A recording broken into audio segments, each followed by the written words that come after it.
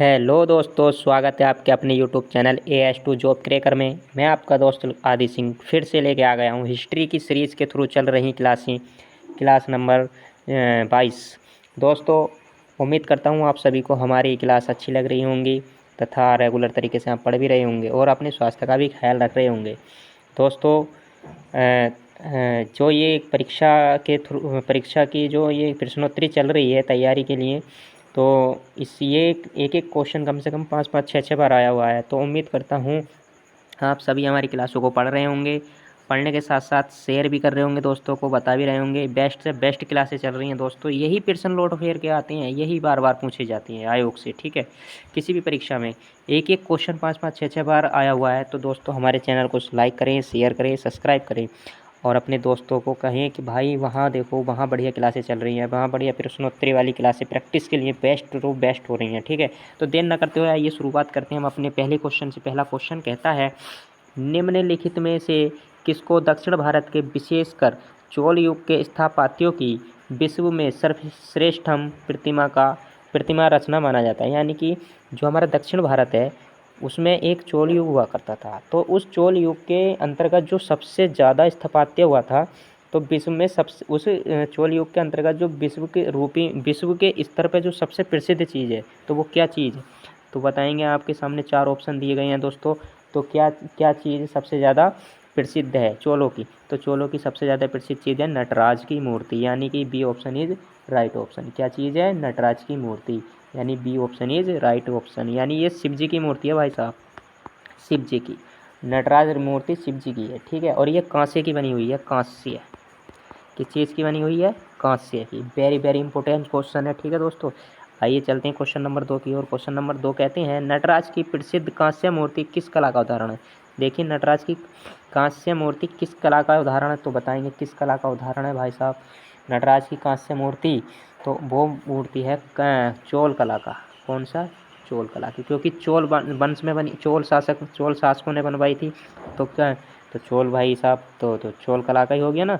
तो A option is right option. ठीक है दोस्तों, A option is right option. आइए चलते हैं क्वेश्चन नंबर 3 की ओर। क्वेश्चन नंबर 3 कहता है, शिव की दक्षिणा मूर्ति प्रतिमा किसके रूप में प्रदर्शित है? शिव की दक्षिणा मूर्ति प्रतिमा किसके रूप में प्रदर्शित है? देखिए, सारे के सारे क्वेश्चन तो 5 स्टार के हैं। ठीक है दोस्तों, 5 स्टार के क्वेश्चन है सारे के सारे। और क्वेश्चन की लैंग्वेज देखते चलना। ठीक है, तो किस रूप में प्रदर्शित है? तो शिक्षक के रूप में प्रदर्शित है, शिक्षक। यानी कि A option is right option. A option is right option. किसके रूप में? शिक्षक के रूप में। ठीक है दोस्तों, आइए चलते हैं क्वेश्चन नंबर 4 की ओर। 4 कहता है, 72 व्यापारी चीन में किसके शासनकाल में भेजे गए थे? यानी कि हमारे देश से, भारत से 72 व्यापारी गए थे चीन को, तो वो किसके शासनकाल में गए थे दोस्तों? तो आपके सामने 4 ऑप्शन दिए गए हैं, तो बताएंगे 72 व्यापारी किसके शासनकाल में चीन को गए थे? तो वो गए थे कुलुंगतुंग फर्स्ट के, कुलुंगतुंग फर्स्ट। यानी कि 4 का A option is right option. 4 का A option is right option. यानी कि 72 व्यापारियों की कहानी है भाई साहब। तो भाई साहब 72 व्यापारी कुलुंगतुंग के शासन में गए थे चीन को। कहाँ गए थे? चीन को। ठीक है दोस्तों, और चलते हैं आगे अपने अगले क्वेश्चन की ओर। ठीक है दोस्तों, आइए 5 क्वेश्चन कहता है, निम्न में से दक्षिण भारत का कौन सा राजवंश अपनी नौसैनिक शक्ति के लिए प्रसिद्ध था? वेरी वेरी इंपॉर्टेंट, 5 स्टार का क्वेश्चन है, डबल 5 स्टार का। ठीक है, ऐसा कौन सा शासक हुआ है दक्षिण भारत का जो नौसेना के लिए प्रसिद्ध था पूरे विश्व भर में? तो वो कौन था? तो वो था चोल। चोलों के पास भाई साहब नौसेना भी थी। ठीक है, नौसेना जो रखते थे वो चोल भी रखते थे। इनके पास पैदल वाले भी थे, अश्व वाले भी थे। अश्व माने होता है घोड़ा। ठीक है, गज माने होता है हाथी। और पैदल सैनिक, हाथी वाले सैनिक और घोड़े वाले सैनिक और जल सैन्य, ये सभी तरीके की सेना थी, सिर्फ वायु को छोड़ के। भाई साहब बहुत बहुत ज़्यादा शक्तिशाली राज्य हुआ था उस समय। ठीक है, यानी कि इसका भी ऑप्शन नंबर ए 5 का। ठीक है, आइए चलते हैं क्वेश्चन नंबर 6 पे। क्वेश्चन नंबर 6 कहता है, निम्नांकित राजवंशों में से किसके शासक अपने शासन काल में अपना ही उत्तराधिकारी अधिकारी घोषित कर देते थे? यानी ऐसे कौन से शासन काल हुए हैं या कौन सा शासक हुए हैं जो अपने उत्तराधिकारी अपने शासन काल में ही घोषित कर देते थे? तो कौन करते थे भाई साहब? तो बताइए कौन करते थे।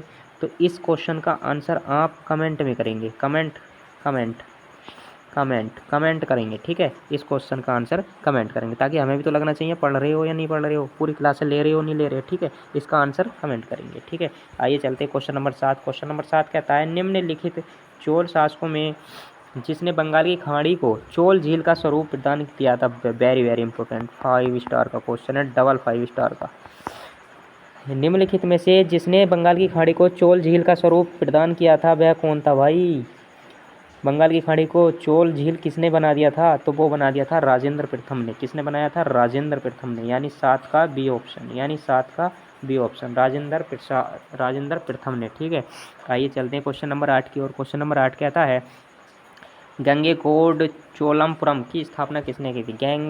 गंगेकोंड चोलमपुरम की स्थापना किसने की थी, तो किसने की थी चोलपुरम की स्थापना, तो भाई साहब वो की थी राजेंद्र प्रथम ने। किसने की थी, राजेंद्र प्रथम ने, यानी कि C option is right option, C option is right option, ठीक है दोस्तों। आइए चलते हैं क्वेश्चन नंबर 9 की ओर। क्वेश्चन नंबर 9 कहता है निम्नलिखित में से किस चोल शासक को चोल गंगम नामक बृहद कृत्रिम झील बनवाने का श्रेय दिया था। देखिए फिर वही क्वेश्चन आ गया ना, आ गया। तो ये भी किसको श्रेय दिया था, राजेंद्र को, ये राजेंद्र को, ठीक है। यानी कि B option is right option, ठीक है। आइए चलते हैं 10 क्वेश्चन की ओर। 10 कहता है किस चोल राजा ने जल सेना प्रारंभ की थी। भाई साहब वेरी वेरी इंपॉर्टेंट, 5 स्टार का क्वेश्चन है दोस्तों, डबल 5 स्टार का और ज़्यादा की, ठीक है।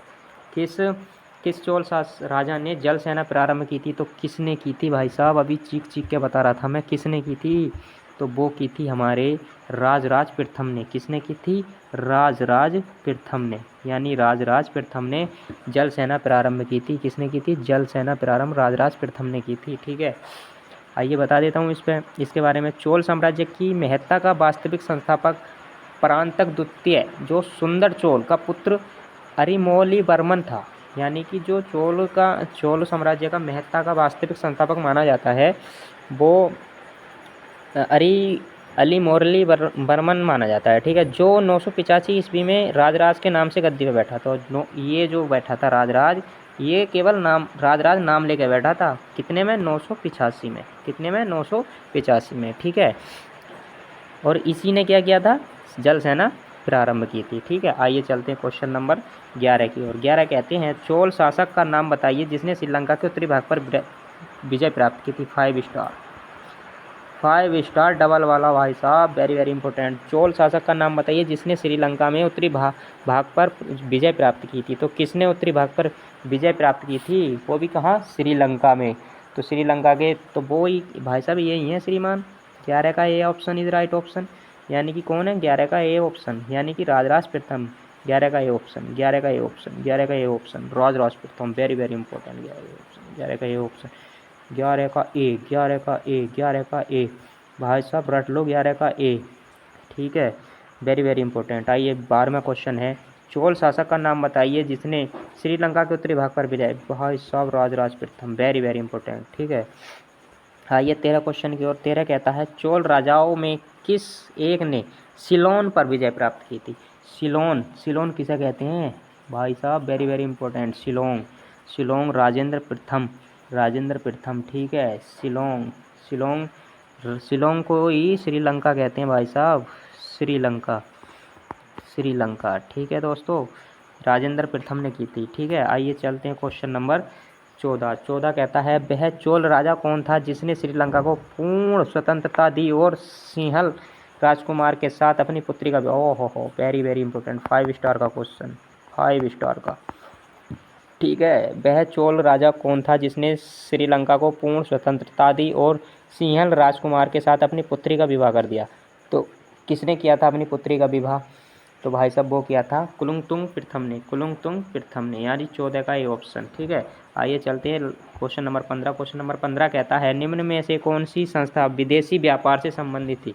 निम्न में से कौन सी संस्था विदेशी व्यापार से संबंधित थी, तो कौन सी संस्था विदेशी व्यापार से संबंधित थी, तो बताएंगे कौन सी संस्था थी भाई साहब।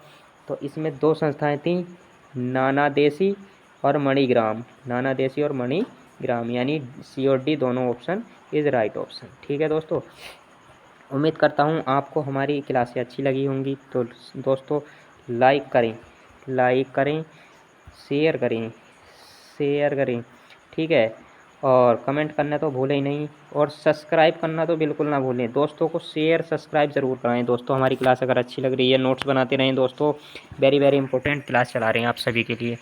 बड़ी मेहनत से ये क्वेश्चन तैयार करते हैं आपके लिए दोस्तों। आपका सहयोग बहुत हमें ज़रूरी है। और नमस्कार दोस्तों, मिलते हैं अगली क्लास में।